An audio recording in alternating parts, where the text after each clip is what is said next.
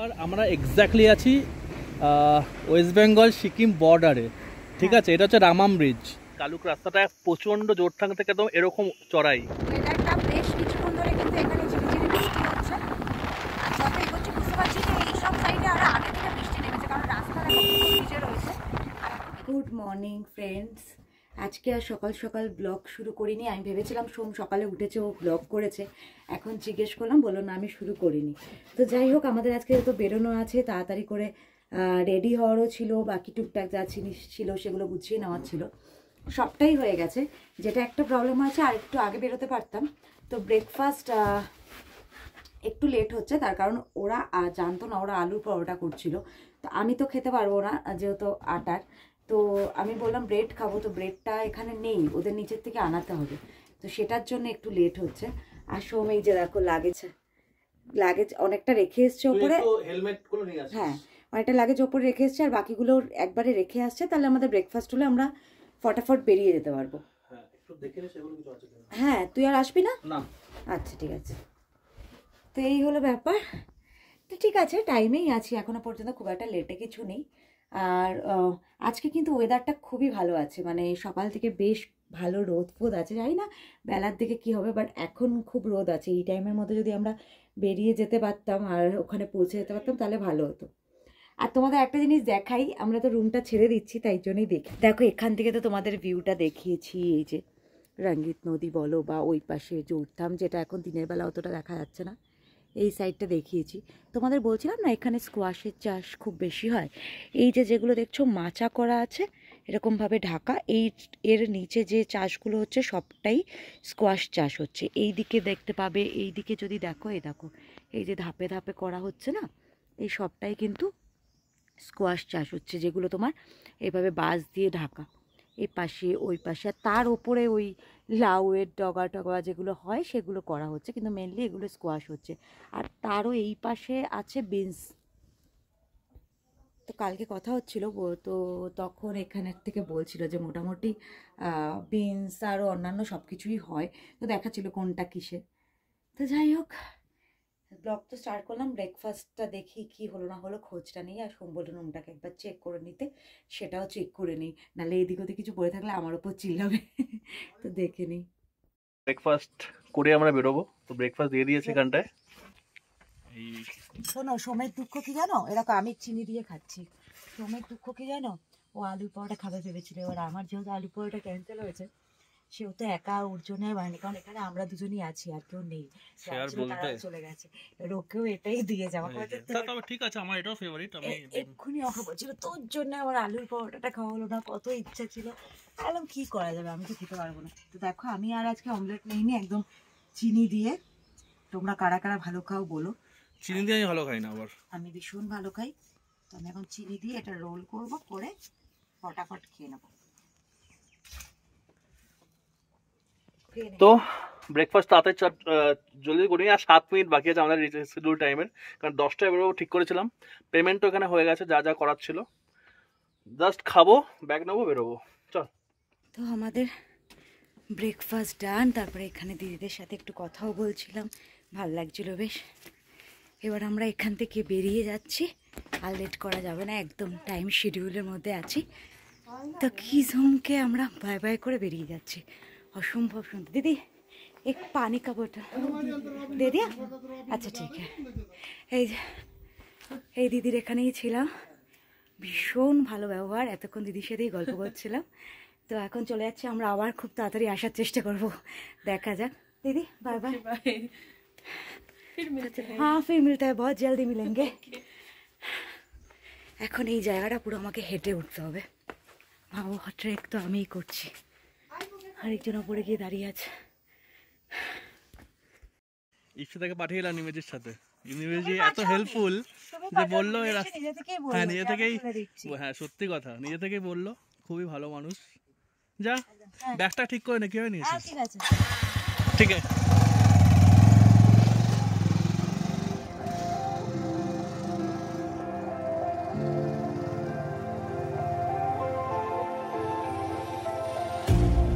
You hurt me, you did, several times. It hurts to admit that we're no তোমাদের একটা জিনিস বলছি, আমরা এতদূর কিজম থেকে এলাম, এবার আমরা এক্স্যাক্টলি আছি ওয়েস্ট বেঙ্গল সিকিম বর্ডারে, ঠিক আছে? এটা হচ্ছে রামাম ব্রিজ, সোজা আরেকবার বল দার্জিলিং চলে। নামটা।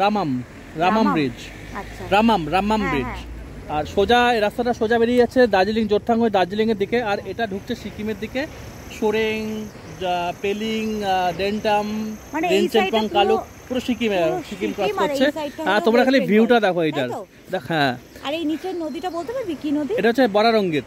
আচ্ছা এটা বর্ডার। এবার দেখো এখানে একটা ব্যাপারে, বৃষ্টিটা কিন্তু অ্যাট এ টাইম একটা গাড়ি যাবে, দেখো সব গাড়ি দাঁড়িয়ে আছে, অ্যাট এ টাইম একটা গাড়ি যাবে, অ্যাট এ টাইম একটা, মানে পুরো হ্যাঙ্গিং ব্রিজ এটা। তারপরে আরেকটা গাড়ি গেল দেখলাম। ওই জায়গা ওখানে পুলিশ দাঁড়িয়ে আছে, হ্যাঙ্গিং ব্রিজ এটা।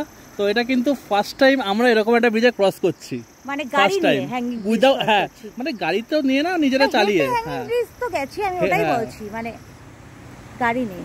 সলিড এই জায়গাটা। সত্যি তাই। ভাবো কিরকম বর্ডার, এই পাশটা ওয়েস্ট বেঙ্গল, এই পাশটা সিকিম। দারুণ দারুণ। I don't even know. We run and go still every time. Whatever it is, I keep on trying. 'Cause it ain't hard to forgive when you know what it's like. That's why I'm better with than without you. Oh, I'm on it, I want it. Sikkim ঢুকে গেলাম, সিকিম ঢুকে গেলাম আমরা। Checkpost.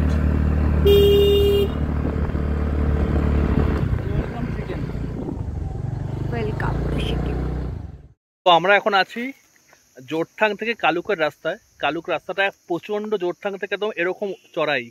তো কিছুটা উঠে একটু দাঁড়িয়েছি আমরা, আর রাস্তাটা যাচ্ছে জুম হয়ে রিনচেনপংয়ের দিকে ঢুকবে। তো তোমাদেরকে রাস্তাটা মানে খুব বিউটিফুল রাস্তাটা, মানে এখানে পুরো চড়াই, এটা পুরো এরকম গিয়ে জিগজ্যাগ পুরো এই জায়গাটা। তো এই দেখতেই পাচ্ছ চড়াইয়ের আন্দাজটা কতটা। নিচে দেখো রাস্তা, গাড়িগুলো আসতে, বাট আমার খুব ভালো লাগলো জায়গাটা, দাঁড়ালাম একটুখানি, কারণ রেস্টও হয়ে যাবে, জল টল খেলাম। আর রিক্সিতা, আমার রেস্টের দরকার ছিল না, তোরই রেস্টের দরকার। তো একটু তোকে রেস্ট দিলাম, বল। হ্যাঁ, নিজেকে রেস্ট দিবি আর গাড়িকে না। এবার আমরা এগোবো, মোটামুটি এখান থেকে 1-1.5 ঘন্টা রাস্তা। তো অতটা, তো ওখান থেকেও বললি 1-1.5 ঘন্টার রাস্তা, কিরকম কল এখান থেকে 45 মিনিটের রাস্তা। তো মোটামুটি চলেই এসেছি, একটুখানি আমরা দাঁড়িয়ে যাবো হালকা সত্যি করে। ঘন্টা বলতে 1.5 Relax. ঘন্টা 45 মিনিট। এখান থেকে 1.5 ঘন্টা রাস্তা ওটা ছিল, 1 ঘন্টা না 2 ঘন্টা রাস্তা ছিল। তো এখন আর 1 ঘন্টা আছে অনেস্টলি। কিজম থেকে কিসব থেকে বলেছিল 1.5 ঘন্টা, টোটাল 1.5 ঘন্টার রাস্তা।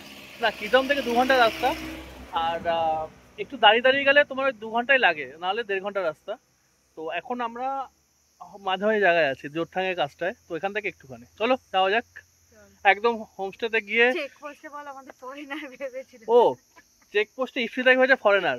না না, ইপসিতা যাবে না, মানে ওরা ইন্ডিয়ান বিশ্বাস করছিল না, আমরা ইন্ডিয়ানই। তারপরে ও বলছে আমাদের আই, তার মধ্যে আমাদের কিজমের হোমস্টে মালিক ওকে হচ্ছে মানে ফরেনার, মানে মডেল ভাবছে, মডেল ফরেনার ভাবেনি উনি। ও আমাকে বলছিল, আজকে আমাকে বললো যে প্রথম দিন তোমার সাথে কথা বলতে একটু ভয় লাগছিল, আমি ভেবেছি তুমি কোনো মানে সেলিব্রিটি বা কিছু হবে না। গেলাম আমি কোনো সেলিব্রিটি না, আমি তো যেতে কথা বলছিলাম। চল যাই এবার।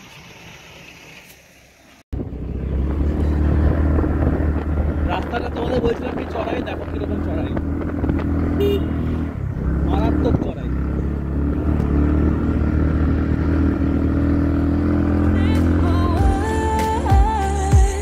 Do you seem to call in your eyes?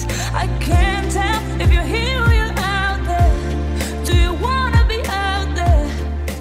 You don't need to be Prince. আবার আমরা এই জায়গাটা এসে একটু দাঁড়ালাম। আমি সোমকে বললাম এই জায়গাটা দাঁড়াতে, তো কেন দাঁড়িয়েছি তোমাদের জাস্ট দেখাচ্ছি রিজনটা।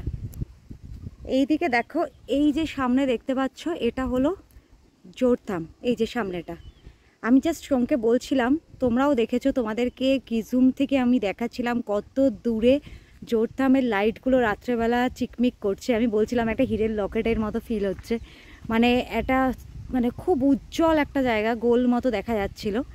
কিজম থেকে কতটা ডিস্টেন্সে দেখা যাচ্ছিল। আর এখন আমরা এই জোরথামের পাশ দিয়েই উঠলাম, বাট এখান থেকে কি ভালো লাগছে দেখো, মানে এ দেখো পুরো জায়গাটা। দারুণ লাগছে, দারুণ লাগছে। এটা দেখে হ্যাঁ এত ভালো লাগলো, আমি সব বললাম দাঁড়া এই জায়গাটা একটুখানি একটু দেখি তারপর যাই। আরে ভাব কিজম কতটা উপরে, উপর থেকে দেখা যায় এক্স্যাক্টলি, মানে কতটা উপর থেকে কতটা ডিস্টেন্সে ছিল। হ্যাঁ একদমই তাই, সত্যি বেশ ওপরে উঠে এসেছি। মানে এখানে যেহেতু চড়াইটা অনেকটাই, তো মোটামুটি 10 মিনিটে অনেকটা উঠে এসেছি আমরা, তাই না? অনেকটা উঠে এসেছি। চল আর লেট করবো না, আমি এবার বেরোবো। আমি আর বেশি রেস্ট নিতে চাইছি না, তাড়াতাড়ি করে পৌঁছাতে চাইছি।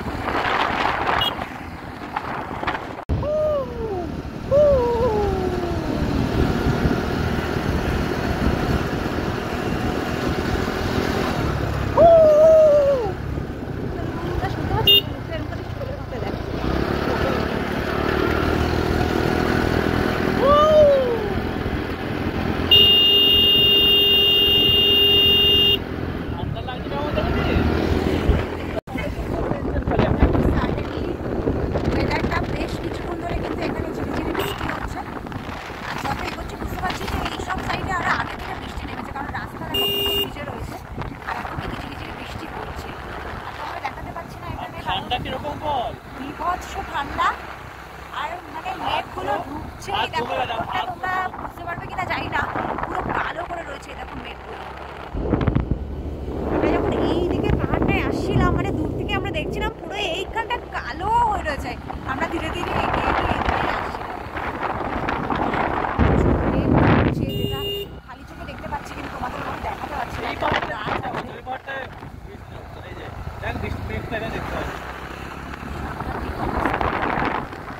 ঠান্ডা মারাত্মক লাগে, ঠান্ডা মানে সত্যি মারাত্মক, মানে মারাত্মকই ঠান্ডা।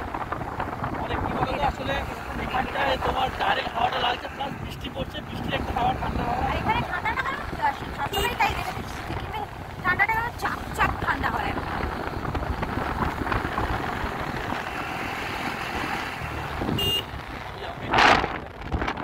পাহাড়টাকে দেখা যাবে, হ্যাঁ এখানে গাছের জন্য দেখা যাচ্ছে না রে।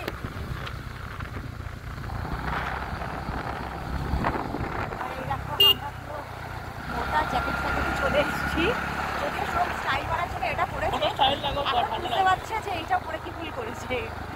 মানে এখন আমরা তাড়াতাড়ি করে পৌঁছাতে পারলে পারছি, কারণ চাইছি না জোর বৃষ্টিটা না হতে আসছে। যদিও আমরা প্রপারভাবে রেডি আছি, নামলে আমরা রেডি হয়ে যেতে পারবো, বাট তাও আমরা স্টিল চাইছি না। আমাদের আরেকবার দেখো এখান থেকে দেখা দেখো এটা।